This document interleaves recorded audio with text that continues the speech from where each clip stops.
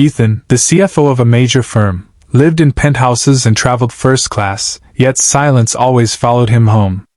His life was filled with numbers, but empty of people. One evening, in a small grocery store, he noticed a young mother at the register. Her clothes were worn, her shoulders tense. In her hands, baby formula. The cashier scanned it, and her face fell.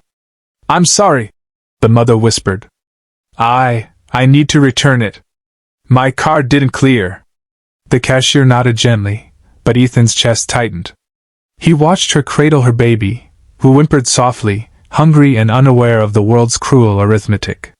Something inside him snapped. He stepped forward.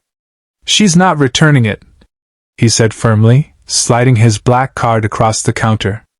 "In fact, ring up a few more." The mother spun around, stunned. "Why would you?" "Because no child should go hungry," Ethan replied.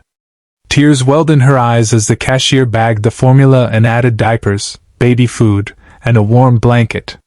The woman clutched the bag like treasure. "You don't know what this means." Ethan smiled faintly. "I think I do."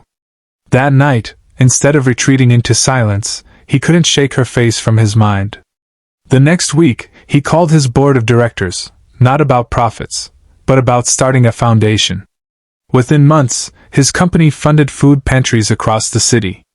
When the mother spoke at the ribbon cutting, holding her healthy child, she whispered, "That day, he bought more than formula. He gave us our future." And for the first time, Ethan's heart felt richer than his bank account. Ethan left the grocery store that evening carrying only bottled water, yet his eyes stayed locked on the woman in the parking lot. She had just returned a small can of baby formula at the register. Her card declined, her shoulders sagging under invisible weight. Now she sat in her beat-up car, head against the steering wheel, while her baby cried in the back seat. Ethan hesitated. A CFO was supposed to solve financial puzzles, not broken lives. But loneliness had sharpened his awareness of pain. Slowly, he knocked on her window. Startled, she rolled it down an inch. "I'm fine," she insisted quickly. "No, you're not," Ethan said gently. He handed her a bag filled with formula, diapers, and baby wipes. "This is yours." Her lips trembled. "I can't pay you back." "Then pay it forward someday," he replied. Weeks later, Ethan couldn't forget her.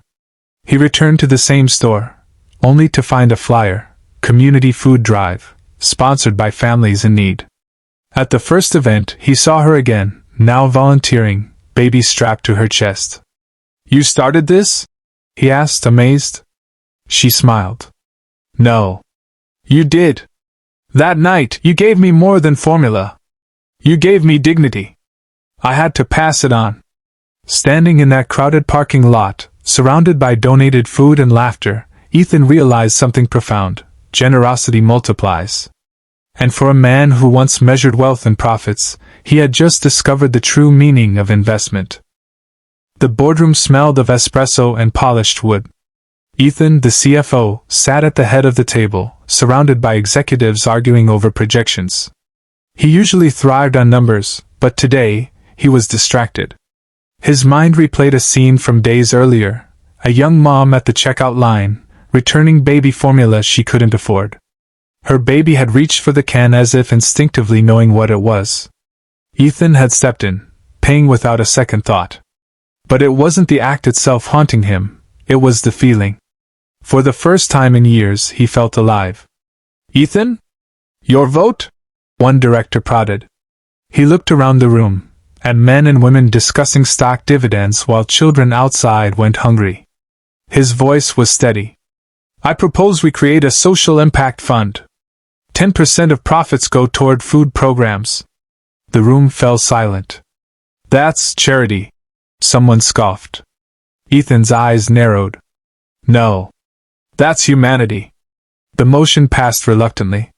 Months later, at a community event funded by the initiative, Ethan stood in the back as the single mom he had once helped spoke at the podium. Her baby, now healthy and bright-eyed, clung to her dress. "I thought the world had forgotten people like me," she said. "But one stranger reminded me I wasn't invisible." And now, hundreds of families have food because he cared. The applause swelled, but Ethan didn't move. His throat tightened. Numbers had once been his language, but now, kindness was. That day, he realized he had closed the loneliest account of all, his own heart. Ethan never planned to visit the hospital that night. A business dinner had gone long, and driving home, he saw flashing red lights outside the ER. Something pulled him in. Inside, he recognized her, the same young mother from the grocery store. Her baby was being examined, tiny hands wrapped in a nurse's care. "Is everything all right?" Ethan asked softly. She looked up, weary. "He's malnourished. I've been stretching what little I have. The formula you bought, it helped, but it wasn't enough." Guilt stabbed Ethan. He had wealth stacked in portfolios while this child suffered. Without hesitation, he met the doctor in the hallway. "Whatever treatment he needs, put it on me." Weeks passed. Ethan visited often, bringing groceries, paying medical bills quietly. Slowly, trust grew between him and the mother. She admitted she'd once dreamed of becoming a nurse, but single motherhood derailed it. One morning, Ethan handed her an envelope. Inside was a scholarship application, already funded. "For your future," he said simply. Years later, at a community clinic ribbon cutting, Ethan stood in awe as the same woman, now a certified nurse, welcomed families. Her son, healthy and running, laughed nearby. "He didn't just save my child," she told the crowd. "He gave me back my dreams." Ethan smiled, realizing the truth. The richest investments aren't in stocks or mergers, but in people.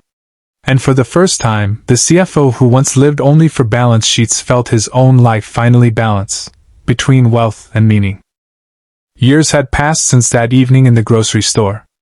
Ethan, once a lonely CFO, had changed course entirely, foundations, scholarships, food drives. Yet he never forgot the single mom who had sparked it all. One snowy December, while volunteering at a holiday food bank, Ethan caught sight of a familiar smile. It was her, stronger now, her son bouncing beside her, cheeks flushed with joy. "You still do this?" she asked, handing out canned goods to strangers. "Every year," Ethan replied. "It reminds me of what matters."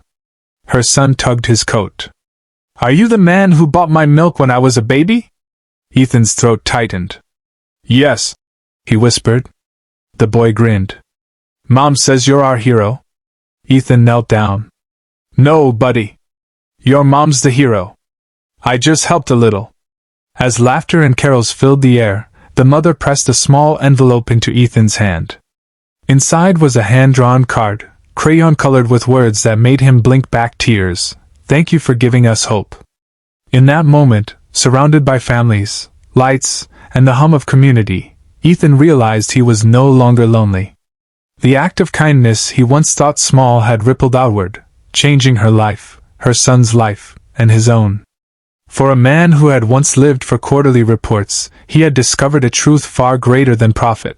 Wealth is not measured in dollars, but in the lives we lift up. And as the snow fell gently outside, Ethan knew his heart was finally home.